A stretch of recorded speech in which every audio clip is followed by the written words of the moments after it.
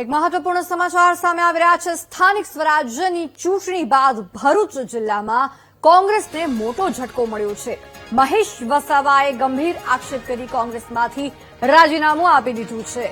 તાલુકા જિલ્લા પંચાયત ચૂંટણીમાં ઉમેદવારોની પસંદગી મુદ્દે અસંતોષ બાદ તેમણે રાજીનામું આપ્યું છે। મહેશ વસાવાએ ઉમેદવારોની પસંદગીમાં સોદાબાજીના ગંભીર આક્ષેપ કર્યા છે। વિરોધ વ્યક્ત કરી મહેશ વસાવાએ કોંગ્રેસ સાથે છેડો ફાડ્યો છે। ચૂંટણી પહેલા કોંગ્રેસમાં જોડાતા આદિવાસી વિસ્તારમાં કોંગ્રેસને ફાયદો થયો હતો। મહેશ વસાવાના રાજીનામા બાદ હવે ભરૂચ જિલ્લાના રાજકારણમાં ગરમાવો આવી ગયો છે। સ્થાનિક રાજકીય સમીકરણોમાં મોટા ફેરફારની પણ શક્યતા હાલ સેવાઈ રહી છે।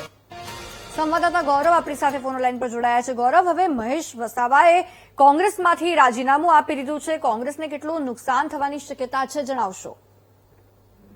જી, એવું કહેવામાં આવે છે કે આદિવાસી પટ્ટો એટલે મહેશ વસાવાના હાથમાં હોય છે, ધારો કે છોટુ વસાવાના પુત્ર હોવાને લીધે આ વાતની અંદર જયારે કોંગ્રેસમાં જોડાણ થયું હતું મહેશભાઈનું, તે સમયે સમીકરણો એવા હતા કે નેત્રંગ પટ્ટી તથા નર્મદા જિલ્લાની અંદર સર્વસ્વ જમાશે અને કોંગ્રેસની સીટો આવશે।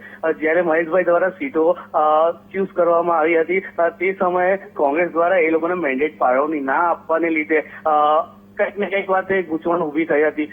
ત્યારબાદ જયારે રિઝલ્ટ આવ્યા હતા ત્યારથી જ મહેશભાઈની આ વાત પર સતત જિલ્લાના વડા સાથે વાતચીત ચાલુ હતી અને સવારે લાસ્ટમાં એમને રાજીનામું આપવું પડ્યું।